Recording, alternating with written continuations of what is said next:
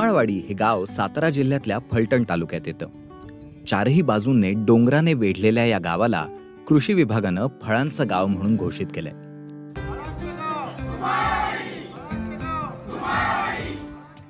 गावात द्राक्ष, सीताफळ, आवळा, डाळिंब, पेरू अशा 19 प्रकारच्या फळांचं उत्पादन घेतलं जातं. पण तुम्हाला आश्चर्य वाटेल की हे गाव एकेकाळी दुष्काळग्रस्त होतं. पुढे धोम बलकवडी धरणाचं पाणी गावात आल्यानंतर गावाची पाण्याची गरज भागायला लागली. आता परिस्थिती अशी बदलली आहे की नोकरी सोडून गावातले तरुण फळबागांकडे वळलेत. आता मी जॉब करत होतो त्याच्या डबल आज मी कमवतोय. प्लस माझ्याकडे आज 4 गायी आहेत. तर त्या गायीतून मला घर चालवण्यासाठी त्याचा उपयोग होतो. जे निव्वळ रक्कम माझ्यासाठी येते ती माझी सेव्हिंग राहते आणि माझं घर खर्च सगळा गायीतून भागतो. 30 वर्षांचा विवेकानंद धुमाळ शिक्षणाने मेकॅनिकल इंजिनियर आहे. बारामतीत त्याने 3 वर्ष एका खासगी कंपनीत नोकरी सुद्धा केली.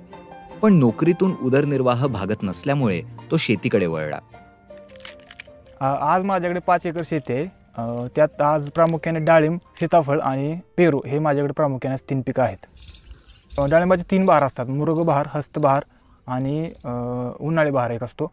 तर आम्ही प्रामुख्याने मृग बहार धरतो, पावसाळी बहार धरतो. मे जूनला आमची छाटणी असते आणि आमचा सीझन डिसेंबरपर्यंत संपून जातो सगळा. त्यात प्रामुख्याने त्या एका वर्षात 5 लाख रुपये इन्कम आम्हाला होऊन जातो एका एकराचा. फळबागांसाठी धुमाळवाडीत जवळपास 100% ठिबक सिंचन करण्यात आलंय. त्यामुळे पाण्याचा कार्यक्षम वापर होतोय. आमच्या गावामध्ये 371 हेक्टर क्षेत्र असून 70-75% फळबागांवर अवलंबून आहे. ते वर्षभरात 15 ते 20 कोटींची उलाढाल होते. धुमाळवाडीत जवळपास प्रत्येक शेतकऱ्यानं बंगले बांधलेत. फळांच्या कृपेने हे शक्य झाल्याचं इथले शेतकरी सांगतात. गावातल्या प्रत्येक घरावर फळांबाबतचं घोषवाक्य लिहिलेलं दिसतं.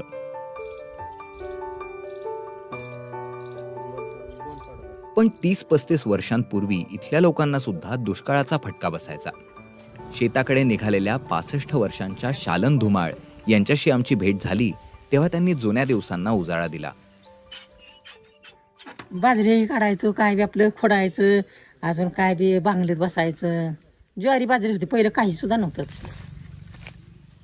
गात शिरा येत नव्हतं, धडाधड लागत होतं. त्या शिरायचं म्हणलं तर कशाची गरज होती. आता एक बांधले ते बंगलं, पण पहिलं आत शिरायचं म्हणलं तर वाकावं लागायचं खाली असं पथऱ्यातनं.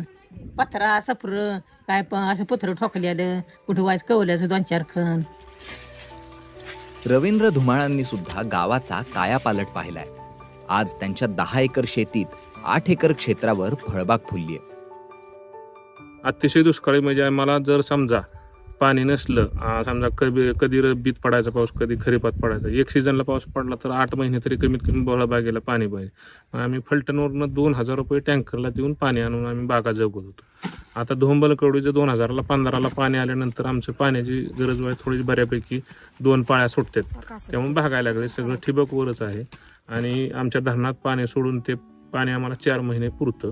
2 पाळ्या आले की 8 महिने भागतं. व्यापारी माल खरेदी करण्यासाठी थेट धुमाळवाडीत येतात. इथली फळं जशी मुंबई पुण्यात जातात तशीच राज्याबाहेर पंजाब, चेन्नई, केरळ, दिल्ली अशा ठिकाणीही जातात. फळांची गुणवत्ता चांगली राहण्यासाठी इथले शेतकरी विशेष काळजी घेतात. धुमाळवाडीप्रमाणेच राज्यातल्या ज्या गावांमधलं बहुतेक क्षेत्र फळपिकांखाली आहे त्यांना फळांचं गाव म्हणून घोषित करण्यासाठी राज्य सरकार प्रयत्नशील आहे. अशा गावांना फळपिकांचं गाव म्हणून डिक्लेअर करणं आणि त्या ठिकाणी या सगळं फळपीक उत्पादक शेतकऱ्यांना फायदेशीर ठरेल अशी मूलभूत सुविधा एकत्रितरित्या त्यांना कसं देता येईल.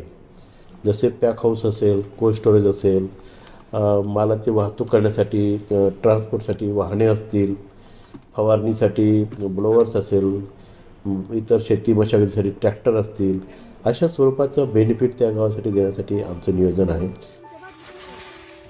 इतर पिकांप्रमाणे फळपिकांना सुद्धा हवामान बदलाचा फटका बसलाय. हंगाम हातात आला तर ठीक, नाहीतर शेतकऱ्यांचं मोठं नुकसान होतं.